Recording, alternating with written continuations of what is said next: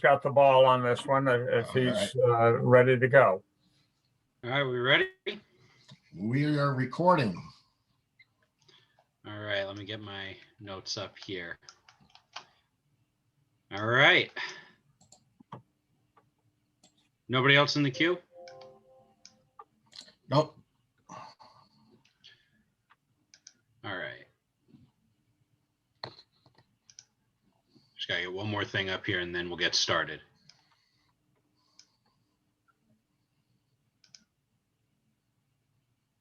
There we go. All right, everybody. Thanks for joining us today. This is the third installment of O-Scale Central Online. Today, we got a really good program for you. We're going to go over a couple news and update items regarding the Kings and what O-Scale Central has been doing. And then I'll turn it over to Michelle and Bob, who are going to talk about the O-Scale National Convention in Denver, Colorado. And then David Stewart, who I'm not sure if is he on? Yes, he is. Beautiful. He's going to talk about his Appalachian and Ohio Railroad. All right, so real quick with O-Scale Central stuff, we have been updating the website. We got a couple new vendors on the product guide. Go check them out. They are worthy of your support, and they have a lot of good 148 scale proportioned equipment. We have a couple shows coming up. The next major show that we have listed is the Harrisburg O-Scale Summer Meet, and that is going to be June 11th and 12th in Harrisburg, Pennsylvania. And then, of course, after that, June 17th through 20th is the O-Scale National Convention. As always, take a look at the O-Scale Kings network of websites and let me know what can be updated, what you guys know that's happening in the community that's not up. I will get it up. And without further ado, I'll turn things over to Michelle. Okay, are we going to go right to my rail tour? Okay. And then, so it's part of the National O-Scale Convention. We're doing a post-convention tour. And so I thought we could just talk about it briefly and just give you a little more explanation.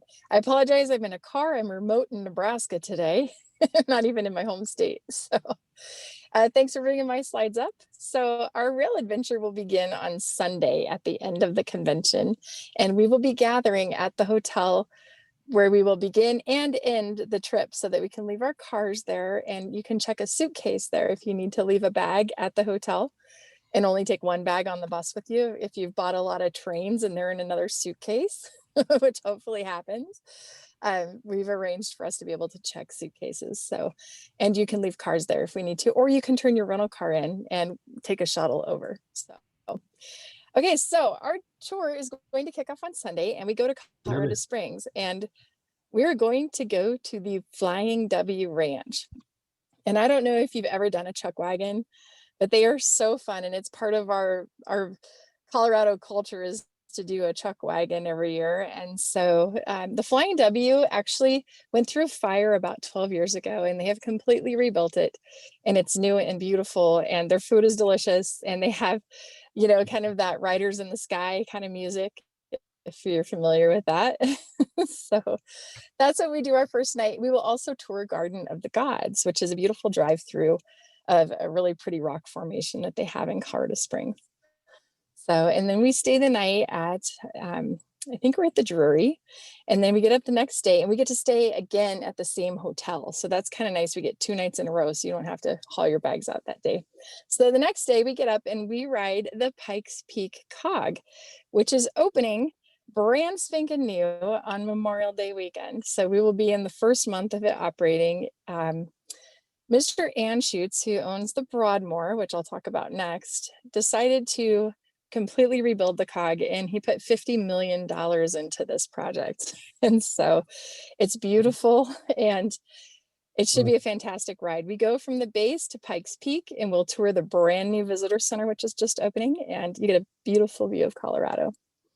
So when we come down from there, next slide, you can change it, is the Broadmoor. And if you've never heard of the Broadmoor, it is a very historic hotel. My grandmother and grandfather met here during World War II.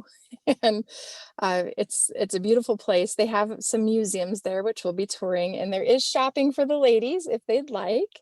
And we'll probably have lunch here. So that's what we do that day. And then we're going to eat dinner in downtown Colorado Springs in the old Rio Grande Depot. There's a couple of restaurants there, and it's right by the rails. So we're going to rail fan our dinner that night.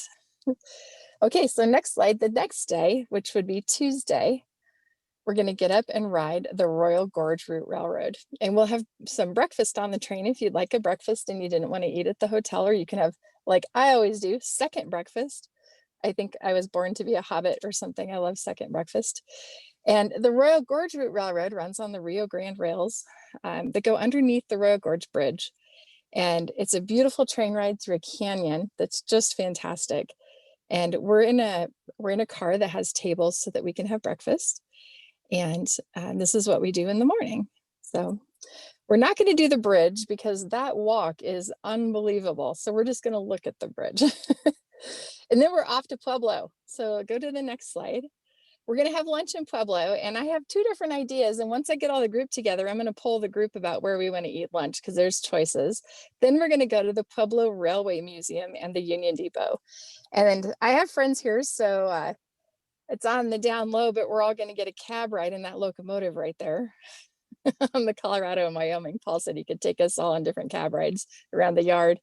And then we're going to tour the depot, which is beautiful, beautiful depot.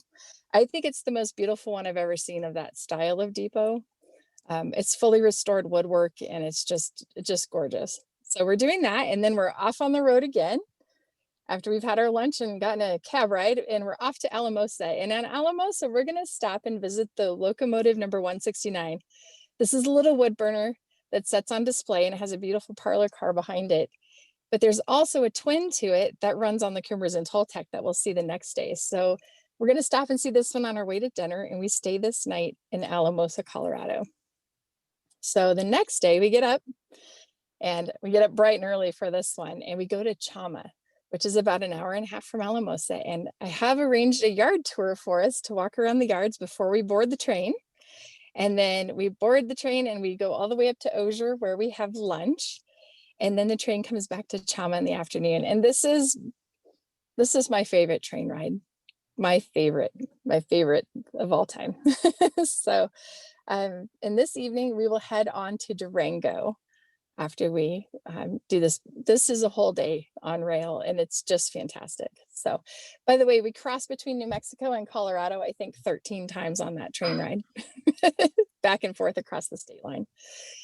So the next morning we get up, and I have a very special guest meeting us at the Durango in Silverton. Oh, go back up a little on the slide. Go back a slide. So I don't know if you're familiar with Jerry Day and his recent book on the K36 locomotive, but Jerry's an avid photographer of the Durango and Silverton, probably the best historian they've got. And he's going to come out and join us for our day on the Durango and Silverton. So if you own this book, bring it. And he's got other books too, but I just bought this one this year. And so we will ride the Durango and Silverton, and we will be behind steam all the way up to Silverton. And then we will have lunch in Silverton. And then we get back on our bus and our vehicles, and we head north to Ridgway. So then to the next slide. So here's where we do a little Rio Grande Southern. And I know some people do model Rio Grande Southern. It's different than Denver and Rio Grande Western. And they have things called galloping geese on them. And we're going to get a goose ride at the Ridgway Railroad Museum. And all of their equipment is Rio Grande Southern equipment. So I just thought that'd be a really neat stop to do on the way. And this is something normal buses don't do. I'm making us go off the road to do this. So a little addition. And that night we will stay in Grand Junction. And then the next day we get up and we head out. I didn't make a slide for it. We're going to have lunch in Glenwood Springs, and we'll watch Amtrak go through because there's a daily Amtrak service now, and we'll have lunch right across from the depot, and it's beautiful downtown. And then after lunch, we go and we ride the Georgetown Loop. And the Georgetown Loop is known for this bridge that you see in the picture that is just so fun to cross.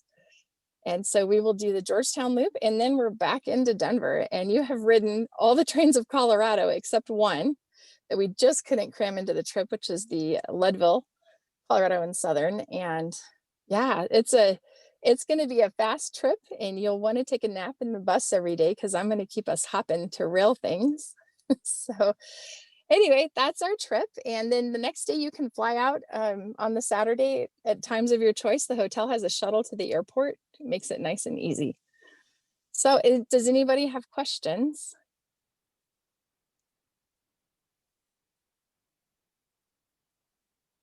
Michelle, tell us about the weather. Okay, so it's Colorado and we're going in June, which means the snow should mostly be gone. And you're gonna want to wear jeans because we're riding trains. So if you're going on this tour, you definitely want to pack pants, not shorts, for every day. And you'll be plenty comfortable in that. And wear layers. So a t-shirt and then maybe a button-up shirt over that, and bring a rain jacket. Typically in June, our weather in the mountains, if we have a storm, it'll happen between like 2 and 4 p.m. and it'll be a really quick rainstorm, and then it's on. But the evenings will be a little bit cooler. You'll definitely want a jacket. Because we'll be pretty high up in the mountains for most of the trip. So definitely layers. Colorado's all about layers. Sounds good. Okay, anybody else have any questions? I'm really Michelle, excited. Yeah, go ahead. Michelle, this is David. Will you clarify where the cost of the post-convention tour fits in with the convention itself, just so everybody is aware? You mean maybe there it's is real simple. You don't get this tour for your $45 registration fee. In No. our fantasies, perhaps, but not in the real world. Explain generally how it works. So how it works is we are going with a company called Southwest Adventure Tours, and I'm your host. We actually will have a tour guide with us also, who is the actual guide who manages the tickets and all of that. Your cost is, when you register, you will go to the Southwest Adventure Tours site and you will register there. Now, if we don't have enough people to run by May 20, which I think we have enough right now, I think we're good to go. The way it works is this company runs 14 passenger vans, and they also run motor coaches. So if they sell less than 20 and more than 8, we go in vans. If they sell more than 20, then we go in a motor coach. And so it's priced accordingly to do that. It's priced per person. So that I think it's about $2,000 a person roughly. I don't have the numbers in front of me. And that covers all of your hotels, all of your train rides, and some of your meals, but some of your meals will be on your own. Like the night in Durango, it's go out and enjoy downtown Durango and pick where you'd like to eat. So did that answer your question? It did. That may trigger follow-up questions, but Okay. I wanted to make sure everybody was clear on that. And real quick, I just put the link to the web page with the link to the registration and all the information you could need in the chat. Okay. The one thing I want to say about this is one reason that I really did want to put together a rail tour with a professional company and all of that is that we have insurance, as we're going, and they have a lot of perks from just doing it on your own. And where you guys are coming from a lower elevation, for you to do this route and drive it yourself would be very, very difficult. Because you're going to be tired from the elevation itself, and then trying to drive it, figure out your hotels and get your tickets. It's a lot of work to come to Colorado and ride the trains. It's harder than you think when you come from lower elevation, if that makes sense. And so we'll be taking it easy. I'll find the shortest routes for us and make sure that everybody's comfortable the whole time.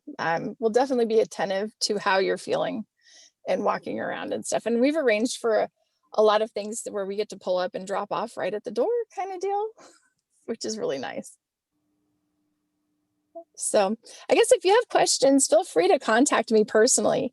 My cell phone and email are out there on the website. And so just give me a call or shoot me an email, and I'd love to answer your questions and talk through anything that you have a concern or question about. And as we get closer, I'll be contacting everyone who signs up, because I definitely want to have some conversations. We have meal choices. So there's some things we can have fun with and make choices before we go. And for those of you who are not familiar with Michelle, she is the director of the Colorado Model Railroad Museum, which is a neat attraction on its own. And she is also, as you may be able to figure out, both quite enthusiastic about and quite knowledgeable about trains and model trains. So she's the real deal. And she has personally gathered her best attractions and probably called in some political IOUs from the different railroads and museums to get us some special treatment. So this is really gonna be cool. And as long as you're going all the way to Colorado, if you're not already there, you may as well see the Colorado rail attractions. It is second to none in terms of the fun things to do with railroad. Now, they do get a little snooty about that whole narrow gauge thing, and you will probably be treated to in-depth debates about whether that rivet was removed in the 1936 shopping or whether they waited until 1940. But if you can get past that, it's really going to be great. I really appreciate Michelle putting the tour together, as well as Bob bringing Michelle into the camp. So thank you very much, Michelle. And if I understand it correctly from our conversation before we started the program, you need to scoot off. Is that right?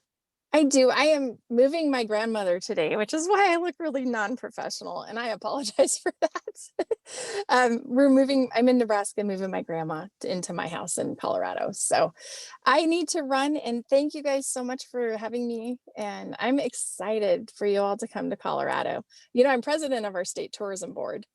And so I get to officially welcome you to the state of Colorado on behalf of the state of Colorado. So thank you so much, and have a great meeting. Thanks for having me.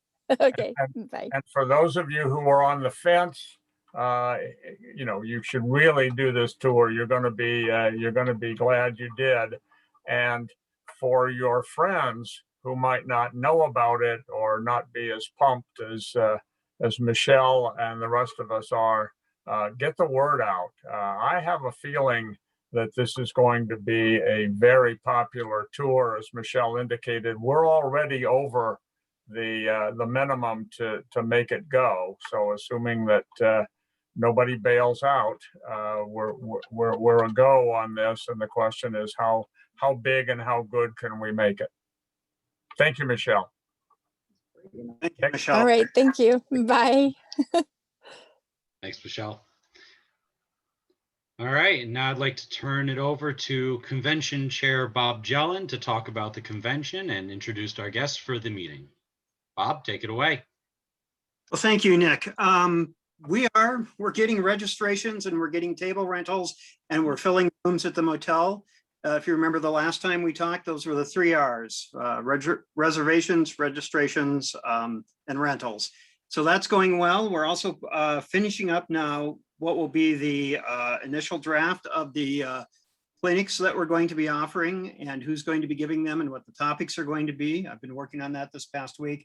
We ran through some of the numbers. We're going to finish the numbers up this weekend, or actually Monday, because we're going to see how many registrations we have as of tomorrow night.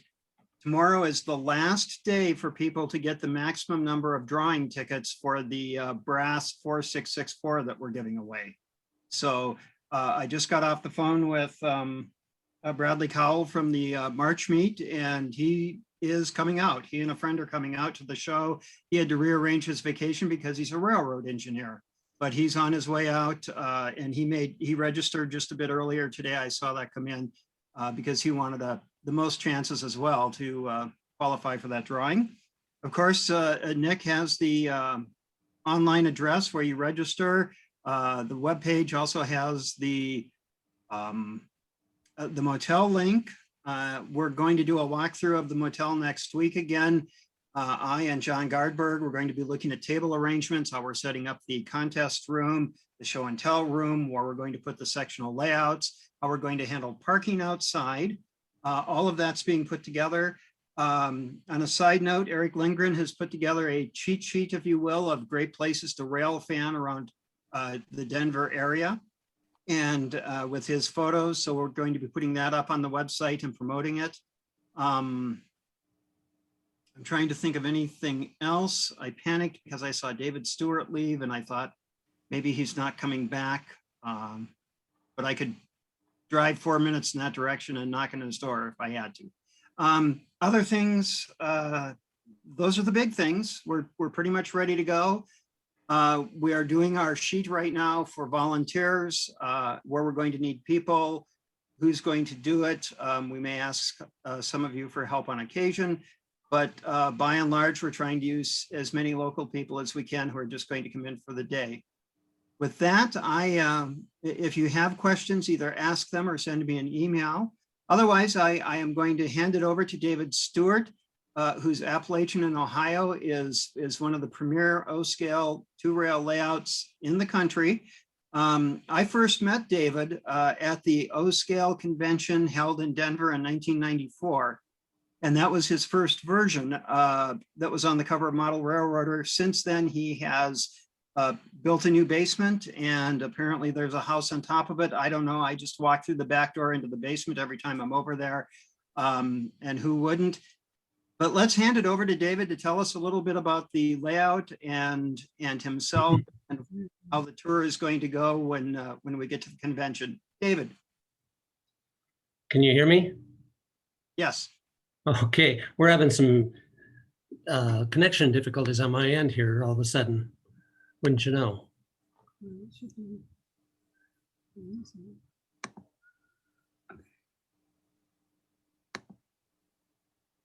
To go to present. Can you hear us, David? Yeah. We're getting there. I got my tech support, also known as my wife, helping out.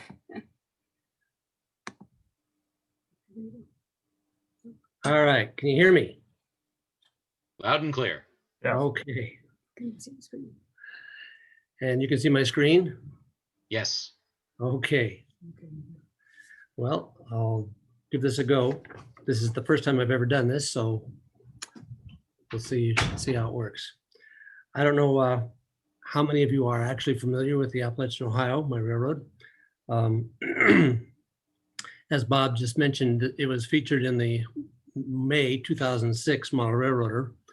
And I think that might be when it kind of became for some folks, the awareness of what I was building on the railroad.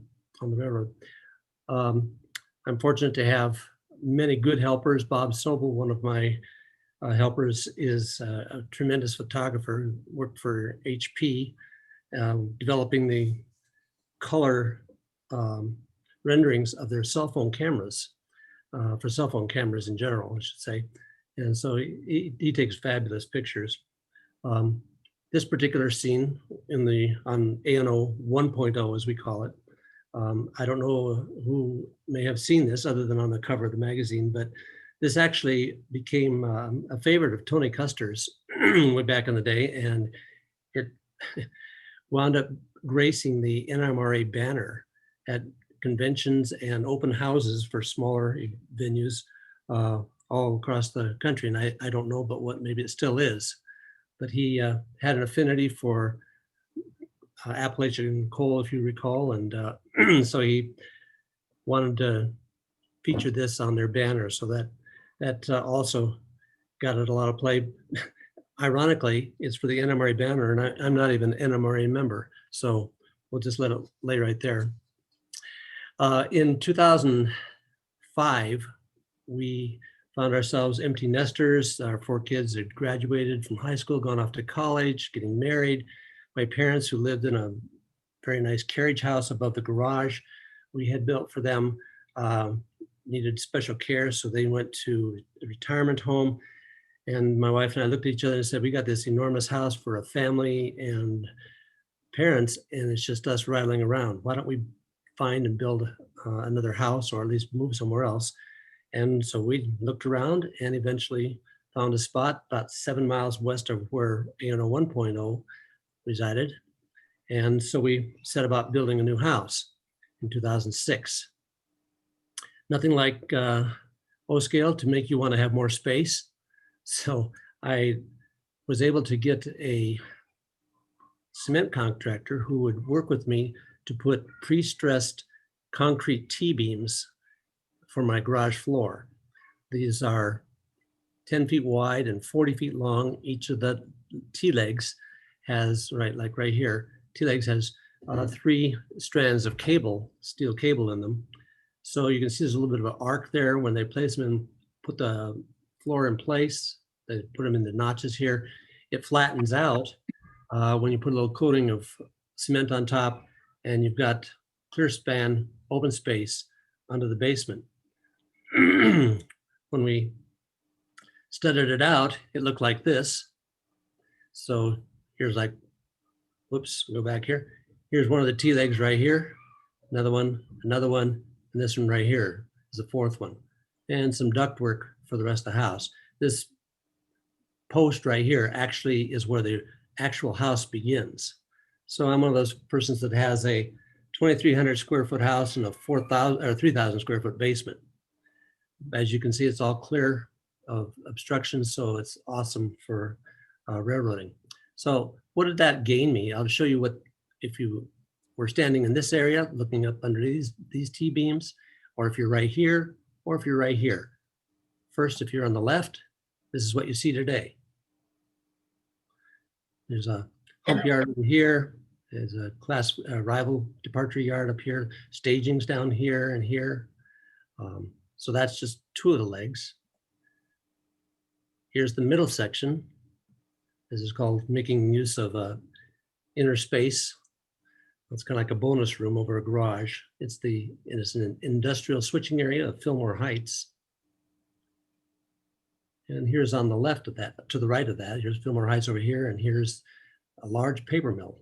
Runs all the way the full length. And this is from this wall to the wall behind me, which is about 5 feet behind me, is 40 feet.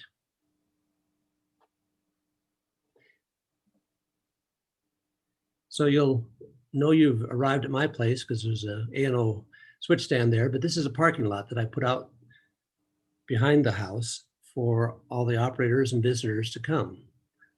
And so you'll turn around and this is where you'll walk in when you come to visit. Go right through the patio door, 2 trains. When you come in, there's a crew lounge, small one, bathroom. There's a wall over here. And if you look at that wall, that's where we put in a small dispatcher's office. And that's what that office looks like today. I've been very fortunate to have many good helpers build the ANO. It's too big a project for myself. Bob Sobel, as I mentioned earlier, is an HP electrical engineer, and he designed the circuitry and so forth on our CTC panel. I built the cabinetry. Some other people worked on loading the electronic hardware, but there's Bob. You'll meet him when you're here. He's a great friend, and he's also the ANO sugar daddy. So he provides the finances for a lot of things we do here in the layout. He designed the circuit boards. Those circuit boards house all the alert lights and so on. If you've seen the back of many CTC panels, they're just a maze of wires. Look how clean that is. That's because he planned it and designed it to be very free of point-to-point wiring.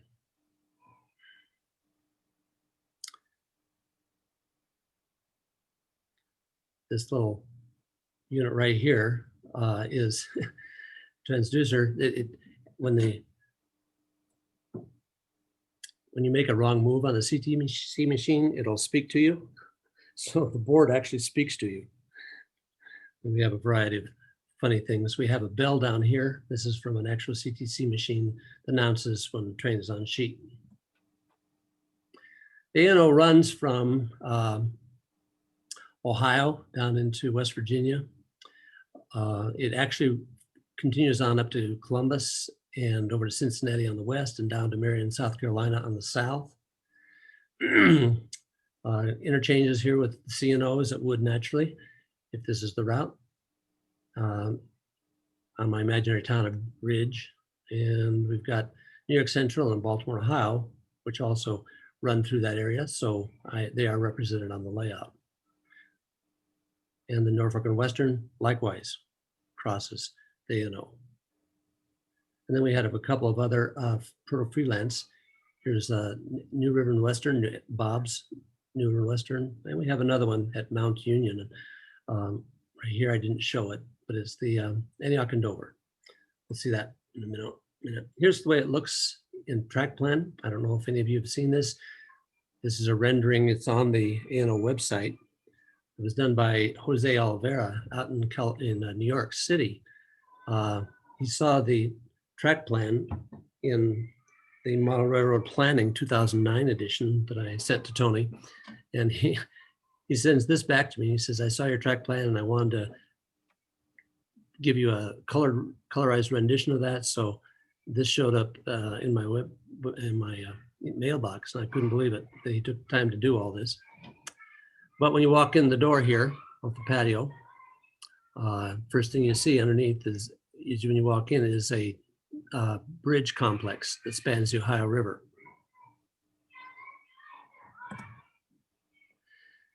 One of the persons who's been very instrumental and helpful in building the ANO 1.0 and now 2.0 is Vince Griesmer. This is a urethane castings that he makes himself. He makes the masters, the molds, and then casts the pieces for this large double track through truss bridge. It's modeled after a bridge crossing the Ohio River just below Pittsburgh. He says he's got about another third to go yet, but it's looking pretty good. This is a picture from early construction days.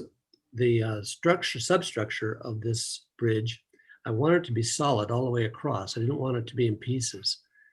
So this is a 1.5 inch square aluminum tube, two of them side by side, and they're welded right here onto these legs, and then it bolted to the bases of the river.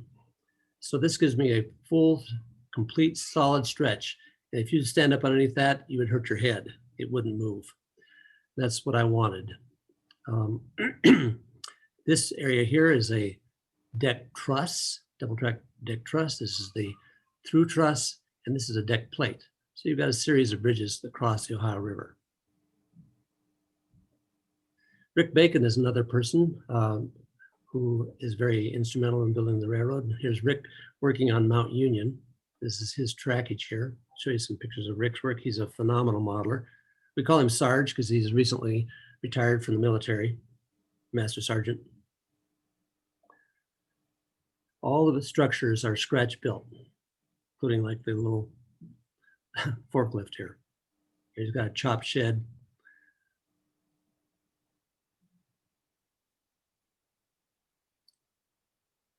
And they're lit, and they have interiors.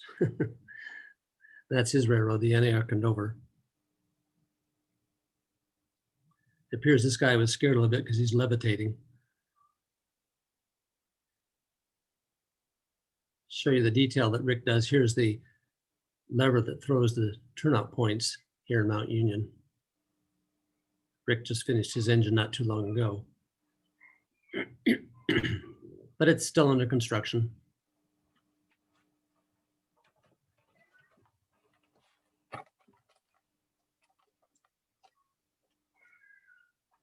I'm going to talk a little bit about the lighting that we did on the ANO 2.0. It is important to me to create a very, sorry about the noise in the background of kids. Hang on.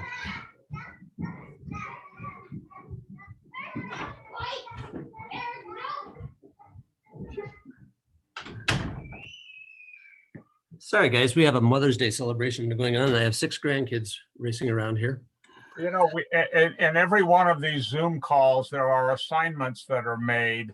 One of them is to have small children interrupt the program at least once. And the second one is at some point we need a barking dog.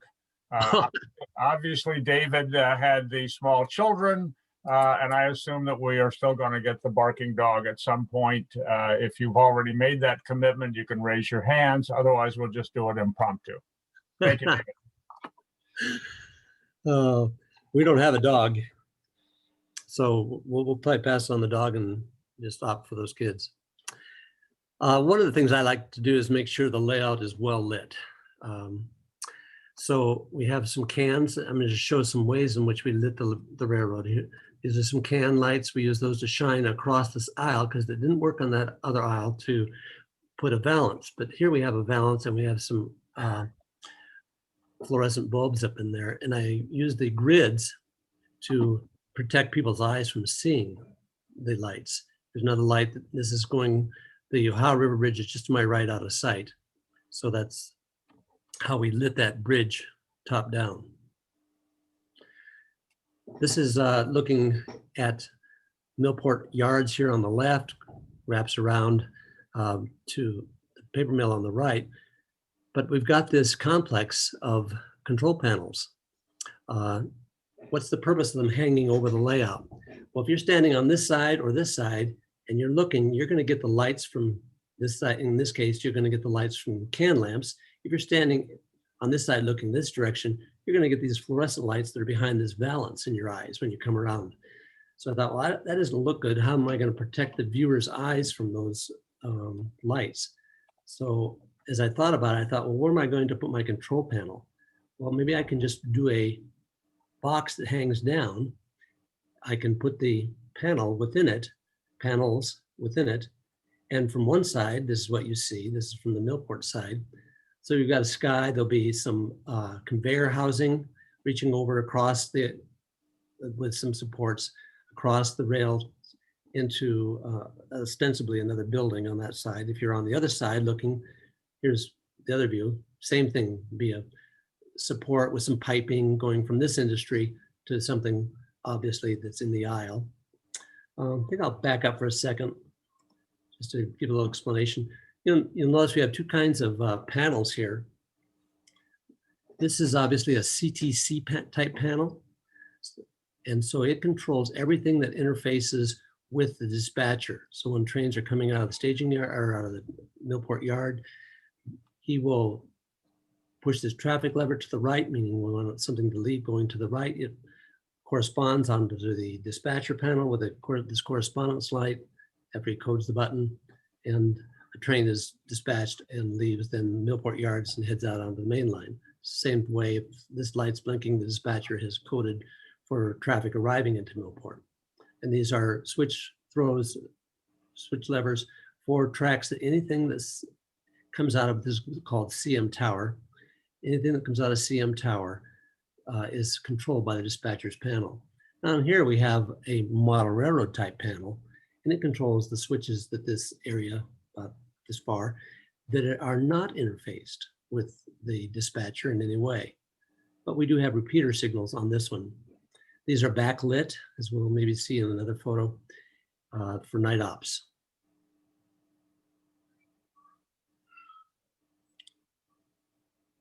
Okay, here's another similar situation. If you're on this side, you're going to see these lights. If you're on this side, you're going to see these lights. And so this larger box hangs down.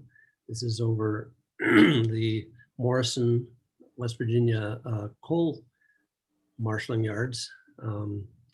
So this provides a place for all this material to live, all the while blocking the view of lights in the operator's eyes. All of our control panels have lighting behind them or onto them in some fashion for night ops. This scene is for demonstrating the box up at the ceiling. I don't know if you can see it at the top. This is where a joint is. It connects to the ceiling. This box comes down and holds the grills for above the fluorescent tubes. There's your tubes you can see, and notice that they are skewed. They're not in line with the grids.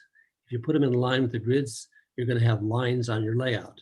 If you put them at an angle, not only do your eye not see them, but they don't cast shadows down onto the layout. Here's the typical balance that we have along much of the layout. And we also have, there you are, 30,000 Kelvin, which are museum quality bulbs, fluorescents. Thanks again to Bob Sobel. And then we have some halogens spaced here and there along to create shadows.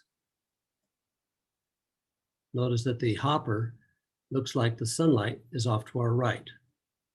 So rather than flat light, which fluorescent will give you, the spaced halogens throw some sunlight, some sense of direction on the layout. It's very subtle, but it does make a lot of a difference.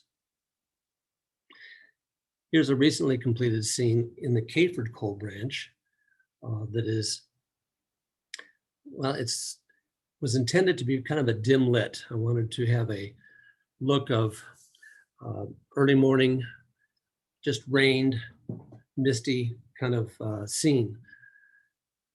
You can see you've got mud puddles and things that are still drying out. To try to get that effect on the front end, I mounted the fluorescents in troughs and tray troughs that I made and hung them from the ceiling so the light went up and bounced down onto the layout. Well, that worked pretty well, but this scene is what it looked like just with the fluorescent bulbs all by themselves. I thought I needed to be a little bit dimmer in here. So what I did is I put some screen wire over the top of the bulbs to make some separation for heat and so on, ventilation. And then I cut some thin material. You can see how thin the material is here. Thin material, black strips, and I just randomly placed them across the top of the lights. They don't get hot, so there's not a problem because we got airflow. But this is now what it looks like more in real life. You get a much softer, darker look. That works pretty good. And then we have a night scene as well. You might notice that we have on the lights, this is a very white light here, and this is a very yellowish light. The white light is because we used a certain kind of LED that represents a fluorescent rendering, or in this case, even more, it represents a mercury vapor light. And this would be a tungsten bulb. So we planned out what would be at each location, and those provide the look. Here you can see I'll go back a couple here. Here's the mercury vapor bulbs. And Vince Griesmer, who is the whiz at all the urethane castings, we made a master, he made a mold, he cast them in urethane, they have the hole drilled out, and they look just like a mercury vapor light, complete with a little sensor on the top. And we have a way we make the wires disappear inside the telephone pole. These are just phony wires here.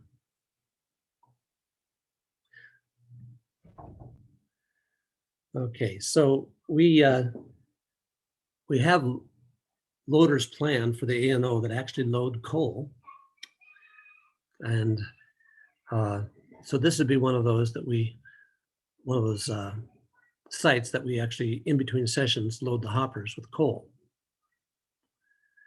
And that eventuates sometimes this operation. Yeah, we should got one of the cars join the side. Dave's gonna be like, what happened here? Nothing at all. Just get a little bit of glue and glue it down. It's perfect. Yeah, I didn't even know about that until I found the pile of coal. Another way we move coal is by these hoppers that are Atlas fish belly hoppers. So I made several of these discharge trestles so that the car can be pushed over them, because the Atlas fish belly hoppers have a sprung gate that you can push open.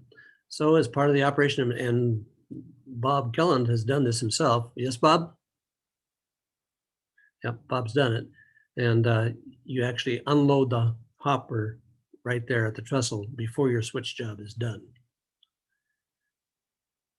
This is a scene from ANO 1.0. This is the large King Coal Company at Cayford, West Virginia, on the branch. It's about 6 feet long, built from scratch, and it actually loads coal. Behind this wall was a large coal V reservoir, and the coal was automatically conveyed up into a hopper here, and then conveyed down on a hopper here, and being loaded into the hoppers. During an operating session, we would move by rail, load and move by rail, and empty out. We figure about 8 to 10 actual carloads of coal, or excuse me, gallons of coal in an operating session. So when it leaves here, it usually requires helpers. So we'll give you a look at that.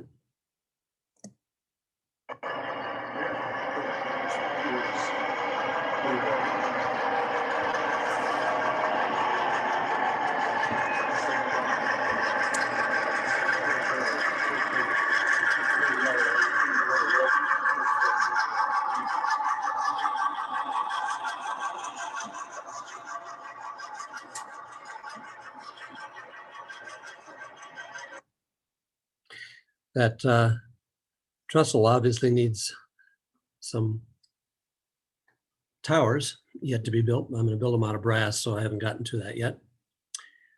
On the other side of this wall, right behind these hoppers, is the Cayford Coal Branch. I didn't reference that. I meant to on the diagram of the layout. Inside, tucked inside, is a very long, narrow coal branch, Cayford Coal Branch. It's 150 feet long. It wraps the length of the railroad, up and back, both sides. So when you go in there, you are isolated from the rest of the railroad. It's a railroad unto itself. It has its own dispatcher and telephones because of the length of it. It's apart from the regular dispatcher. But what happens then? We rotary them.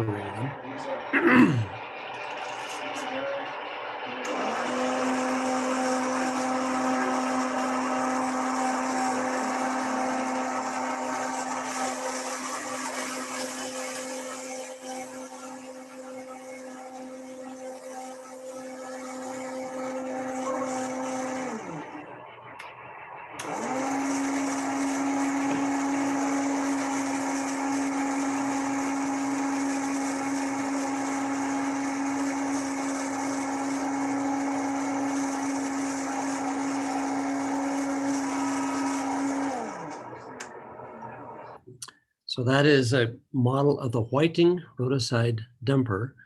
I saw plans for that many years ago. I thought, I bet I could build something like that, no scale.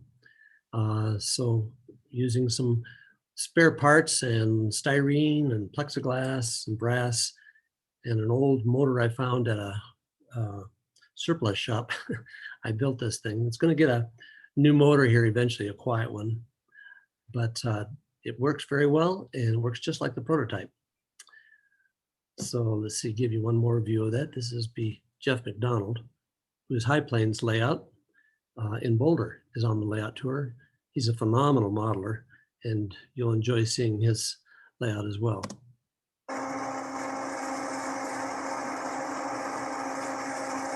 Heavy railroaders.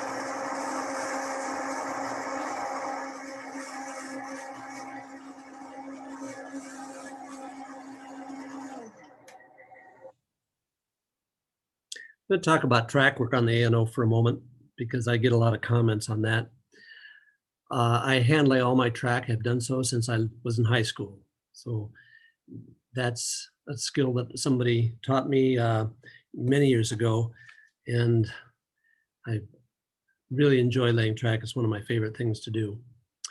So as a result, I make the layout work by really the track work is what makes the layout work because I fit a lot of track in a smaller space because of the way I build the turnouts.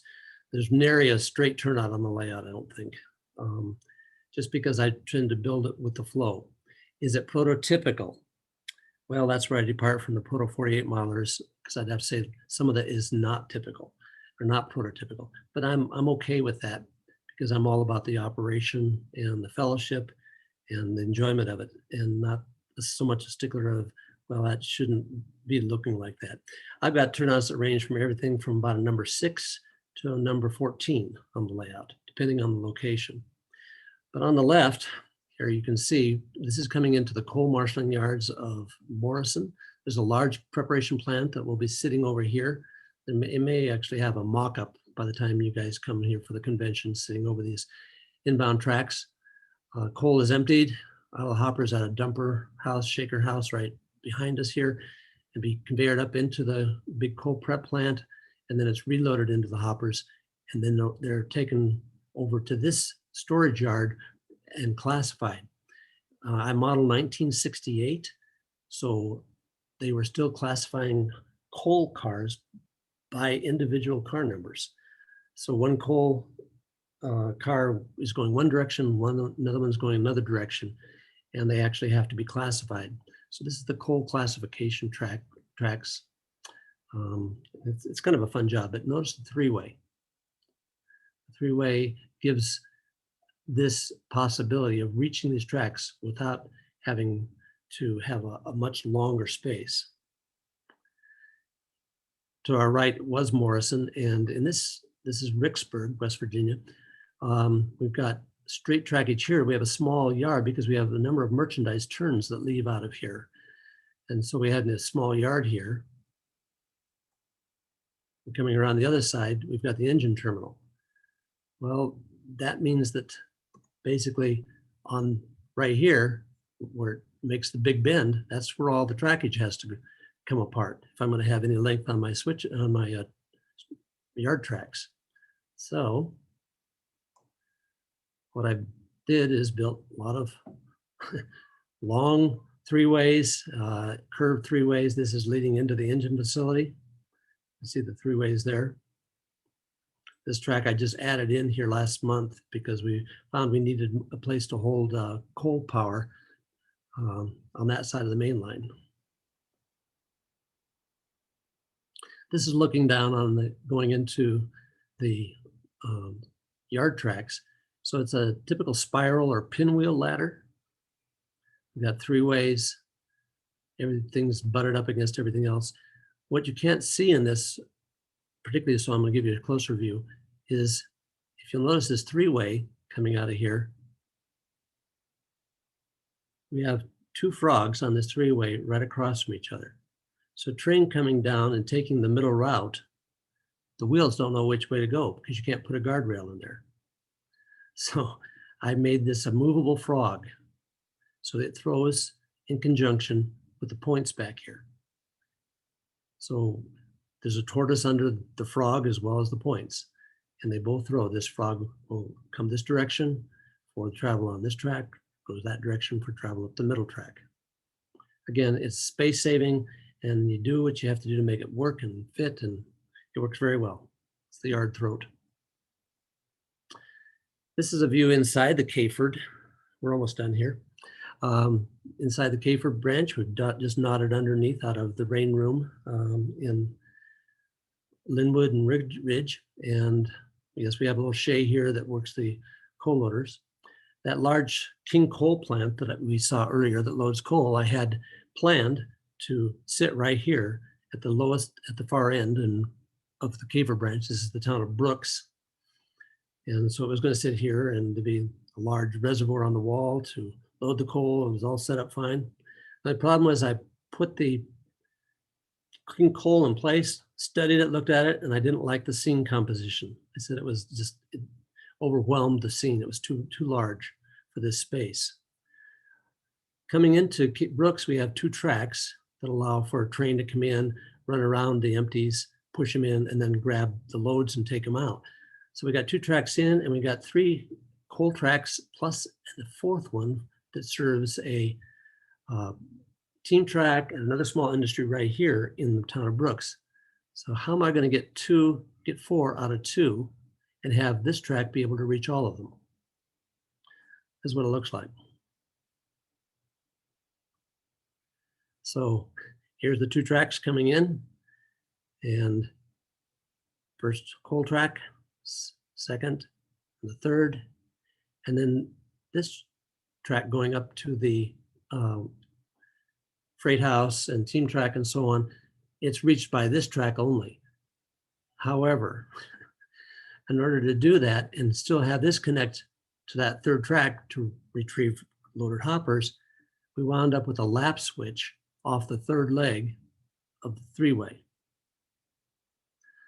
And yes, it works, but it made for some rather fancy footwork.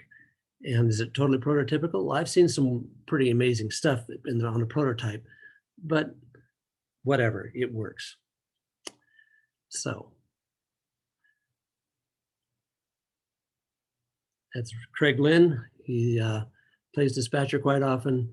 He's sitting there waiting his brain to kick in so he knows what the heck he's doing. You can see he's got trains on the board here, both of them on the double track coming up.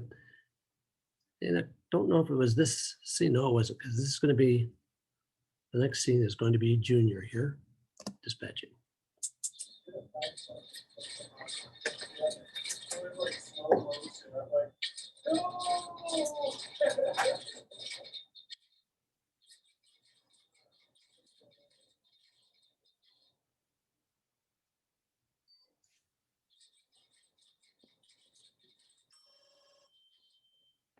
Dispatch. Hey, that signal on the main is for the light power move to head back down. Okay, we'll get him out of here. Copy that. Dispatch out.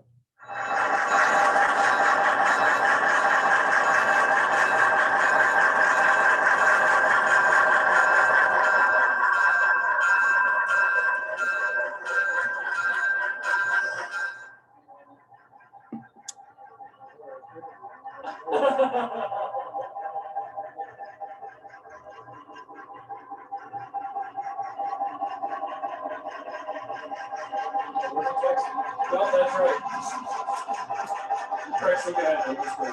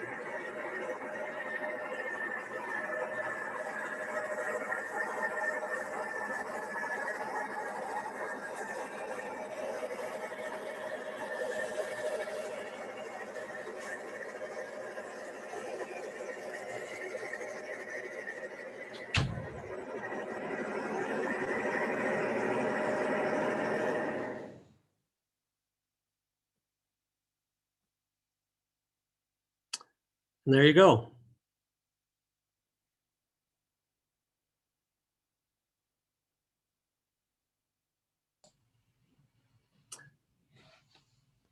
It's wonderful, David. Thank you. Thank you for sharing. And I know everybody I've talked to is just thrilled to be able to stop by and see where you're at today. I noticed a lot of the photos were from the construction years, and today you have a lot more in terms of scenery and buildings and bridges and everything. So it's going to be a wonderful layout. I don't know how to get out of it.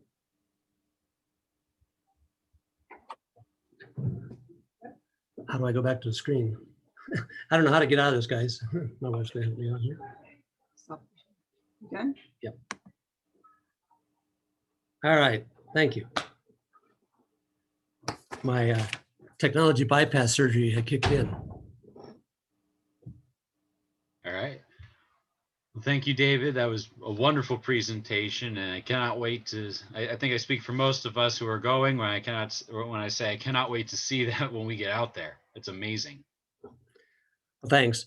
We will have 3 opportunities. I don't think it's been up on the convention site yet, but Michelle, being the museum director, she has a Thursday time that afternoon for people to come and see the museum. And I'm only about 10 miles from the museum, if that. And so I'm going to be open on that Thursday from 5 to 9 after the time at the museum. And then I'll be open again on Saturday night from 5 to 9. And then I'll be open on Sunday from 10 to 4. So I think I have all those on the website. Yeah, 5 to, oh, I have 5 to 8 here, not 5 to 9. I can fix that. But yeah, no, we got all that on. okay. Good. Any questions from anybody? I'm a long-time track work builder, David. That's exceptional looking track work. I look forward to seeing that. Thanks. Stunning. We are so appreciative that you are opening your layout. Obviously, vast amounts of time and resources and probably blood, sweat, and tears have gone into the construction. And we are just delighted that you are willing to share it with us. Thank you. Oh, you're most welcome. It's 13 years under construction, and it's a lot of railroad. You saw some beautiful engines. None of those are mine. Not a single one. They all belong to Bob Sobel or other guys. Not that I don't have any engines, but they are just tremendous model builders and like to play along. So, Wow. Yeah, I particularly have enjoyed your blog over the years as to see the progress. And so I hope you sort of keep that going. the website. Yeah, that it looks like a blog with, kind of a time series as you've made progress. So that's wonderful. Yeah, we've tried to keep that up. I have more to put up there, but that is always a job to keep on top of that. Yeah. For the people who were not on this call, I would hope that this would be rebroadcast on Facebook Live or YouTube, however we've been doing it, John, and that you would get the word out, because I cannot imagine anyone who would see this and not be excited about it. So I think this is one of the most productive things that we can do, is to just make sure that everybody and his brother knows that A&O is going to be part of the convention. And another question, David. When you have an operating session and when you're going to have it open, what is your time frame from start to finish? You have different scenarios you run? More often than not, and Bob knows this, we'll do a Saturday, and we'll start Saturday morning about 9 o'clock. Mm-hmm. And more often than not, I'll have hot dogs and beans or something like that, sloppy joes for lunch, and then we'll operate into the afternoon. Just because it's such a big layout, people want to do more than one job and get some operation times. As Bob knows, some of the the turns can take a couple, 3 hours. So we just have so much fun, we don't want to quit. I'll point out that David Stewart is such a gentleman and such a welcoming soul. When we have op sessions, for people who are new, it's not a live or die, make it or break it. And it was the first time that my wife picked up a throttle, ran a locomotive, listened to the sound, listened to the bell, and then said, I finally get what all the fuss is about.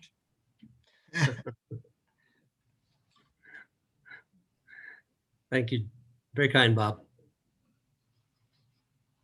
And for those of you who visit, I think David has the longest frog I have ever seen in O scale. It's on the overlapping curved turnouts by the pulpwood loading area. Yeah. We'll have to point that out, but it's an incredibly long frog. I don't know what the number of the turnout would be, but the track work is just intricate and it almost looks like, well, it's artistry. Good.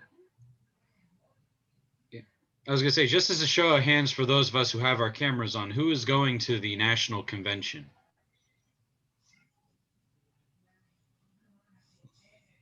What's the matter, Jamie? Good.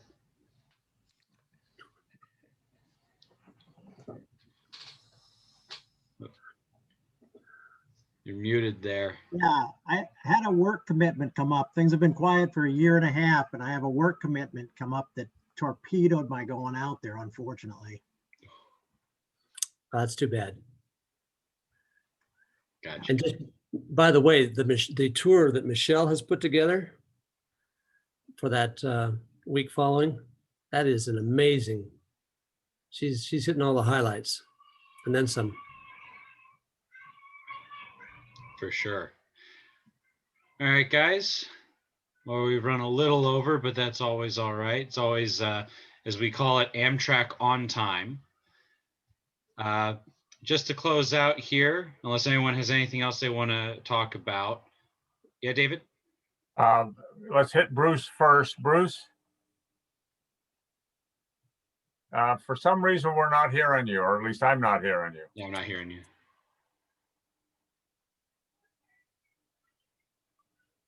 Let me go ahead while Bruce figures out audio. We have not at this point firmed up the next presentation. I did talk with John Wubble as we were getting started. We would really like to do something before the O-Scale National so as to give one last push and one last set of updates on any developments that we've got there. I know there are always at least a small number of what we'll loosely call impulse buyers who might be persuaded to come at the last minute. So, John Wubble, unless you came up with some reason to veto this, I believe we want to do Saturday, June 5, which is a little bit more compressed schedule. We've been trying to do these about once a month, so we're a little bit under that. But the alternative is to wait until the week before the convention, which would be too late, or to try and fit the program into the convention itself. And I think that's probably going to just be too much going on for everybody. If nothing else, there's just too much going to be happening at the convention.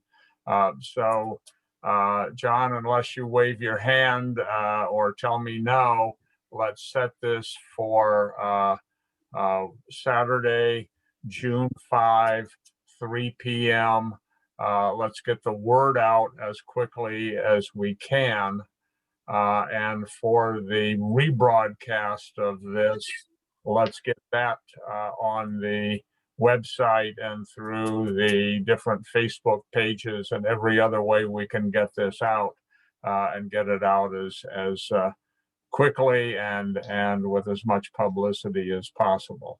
So are we on board on that, John? Yes, we are. Okay, thank you. I will schedule it. And if anybody's got input on that, we will get the information to John. The main thrust of our focus in that presentation, if not all of the time, will be on the convention itself. But by all means, we will, as we do each time, try and come up with a new program of interest. One of the things that we have not done, and if we don't have time for the next program, it'll be the program after that, is to actually talk with some of the manufacturers who are working in the area. We have good relationships with Scott Mann at Sunset Third Rail and good relationships with Jared Heydrich at Atlas. There may be other people that we need to talk to. And obviously with a layout presentation like David Stewart has just done, he may have set the mark for a long time in terms of an organized and inspiring presentation. But we will have other layouts, other models and modelers featured as we go along. I want to go ahead and at least have a few minutes for good and welfare. This was not something that Nick and I originally talked about, but I think it's always useful to allow people to have both a recognition of your participation and a quick good and welfare for any announcement or question you need to make. So at the risk of going over a little bit more, I'd like to make sure we work that in. Bruce, did you get your audio fixed? Apparently not. No. Okay, I tell you what, Bruce is no more technologically sophisticated than I am. I will invite him to put something up by way of announcement on chat, if you know how to do that. I know that. Bingo! We just got audio connection. Okay, you got an announcement or a question or some kind of contribution? Just a little bit of an announcement. Please be watching your O-Scale Kings emails. Dan Doughty has been working with me and has just about got the ballot worked out for our Hall of Fame vote, which will end on the 31st of this month. So get your vote in, and so we can get you counted, and then we can make a presentation at the convention. Thank you, Bruce. All right, let's do real quick. First of all, Bob Chellen, do you have anything by way of a follow-up that we haven't covered in terms of the convention? And if the answer is no, that's perfectly fine. I just want to make sure you have your say. Well, the only thing I really want to say is thank you, David Stewart, again, for sharing your layout with us. You're going to want to see it when you're here. It is just phenomenal. It's why we're an O-Scale. It's one of the best examples I've seen anywhere. Other than that, make sure that you tell people that the convention is on. We're doing this. If 20 people show up or 200, we're doing it. We're in. So I've heard a few people say, well, the March meet didn't go off. We're not sure this one will. We're doing it. It's happening. Make sure people know about it. They register. If they have any questions, have them contact us and we'll work it out. Thank you, Bob. All right, good and welfare, and I'm looking around at people alphabetically. That tends to work a little better. I'm gonna start with any follow. I'm taking over the good and welfare part of the program from Nick. But Nick, do you have any announcement from the bees where we'll start through? We just had Bruce Blackwood. You got anything to ask us or tell us? Not really right now. Thank you. All right. I'm looking around. Jim Keene, welcome. We hope you're enjoying. He wasn't sure he was going to get here because of a grandchild's baseball game, but apparently it got rained out. Eric Peterson, you had your hand up. Yeah, I just wanted to comment that we'll be putting out some information dealing with modules. I've been collecting information from a lot of different people after a posting on some of their group IOs. And we'll be looking for a leader to lead the module communications and sharing. And there's an interesting variety and interest. So it's going to be, we'll see what happens. Super. I could say something on that, actually. The module initiative is probably the second most important initiative that we have going on with the OSK right now. One of the core beliefs in expanding the hobby is getting people to build things easily, right? And especially if we want to get younger people, such as myself, more into the hobby, having layouts that are modular and can accommodate the spatial limitations of someone like me, or even a little older renting an apartment. We need to have good, solid module standards that will help us expand the hobby. So please, this is a very important initiative. Thank you, Nick. We have a couple folks who have not activated their video. That's not a problem. I just want to offer you all the opportunity to participate in Good and Welfare if you want. There's nothing obligating you to do it. I see Pam Larson and David Lightfoot on the program. Feel free to chip in. Don't feel obligated to do so. All right. This is from Pam Larson. Her husband's Kent. Like I mentioned before, she's the lessor. I'm the lessee of the railroad. And my payment is travel around the world on trains. That's a great way to pay your dues. The program on the A&O, that little spot on the switches, that is fantastic. I can't think of a better way of getting more space to enjoy the hobby, is getting those switches to be more compact. Super. Thanks, you. guys, and good being with you. David Lightfoot, do you have anything that you'd like to add? No obligation, but you're welcome if you want to. Well, no, this was my first meeting. I don't know what you want out of this part of the meeting right now. About the only thing I would understand is what factors, well, that's probably on your thing about the convention, because it sounded pretty interesting, but what are you doing about COVID with the convention?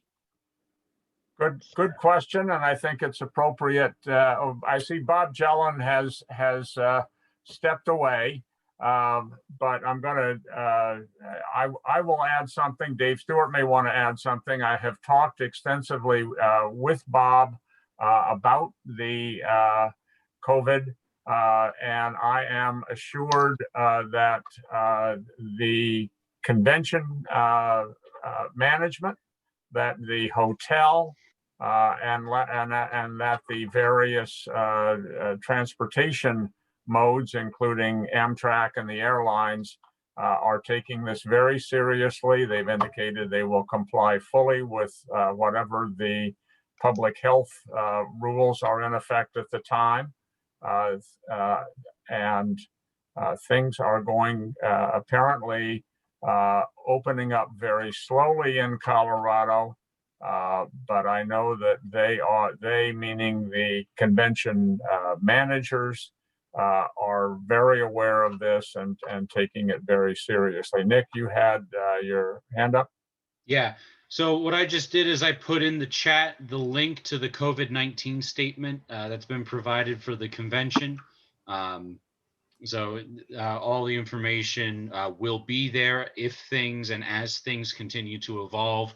Bob and Michelle in particular have been very good about getting, have been very good about getting me information to put on the website. So that page is always up to date, and that's the most active. So I think I can give you a little sense of what Colorado is like. We're pretty open. We are open. And well, like at my layout, I'll have a hand sanitizer you can use when you come in. I'll have some masks available if you want one. But it's whatever people want. So many people have been vaccinated, and my daughter's a nurse in the hospital here, and they have like 2 patients. So it's virtually nothing out here. So, take it for what it's worth, but that's the way they're rolling right now. Thank you, David. Further comment, Jamie, you have anything to say? I love that PA and nickel plate colors in back. It's been making me smile all during the meeting. I knew you would be on here, so I threw that up for you. That's from Streamliners at Spencer back in 2014. Yeah. My 4 days as a rock star, I get to be down there with Pan Am's locomotive. Things are quiet up here in Maine. We're slowly getting back to normal. So hopefully by later this summer we'll be good. But I'm sorry to miss the convention. I don't think I can rearrange things to get out there. I definitely can't make the Colorado trip, which is what I was really, really hoping to do. But we'll see. If I can juggle things around, I might try it. Thank you very much. Thank you very much for setting these up. I really enjoy these sessions. That's great to help us get us all a little bit closer together. Okay. I'm not encouraging you to quit your job, Jamie, in order to get to the convention, but you ought to at least, give it some thought. It's one of those balancing things. Anyway, thank you very much for your time. Thank you very much for your participation. Spread the word. Bob Jellin has something to say, but he's muted right now. So there we go. There you go. There is one thing we should mention here after talking about COVID and David Stewart. The pressure will be on you just a little bit because you have the only layout at this time that I would consider handicap accessible. Would that be correct? That's correct. So for people who want to visit a layout that might have some mobility issues, David would be the one layout they would want to see or make sure they have on their schedule. All right. We are over time. Nick, you got any last word? Otherwise, I think we're through the good and welfare part, and I would entertain a motion to adjourn. Yeah. The only thing that's really left to say is, all rails head to Denver, and we'll see you there. Thank you. And thanks, everybody. Always appreciate it. For hosting. Dave Stewart, thank you very much for your presentation. And Bob, we're looking forward to seeing you all rails lead to Denver. You're most welcome. See you then. See you. Bye, everybody.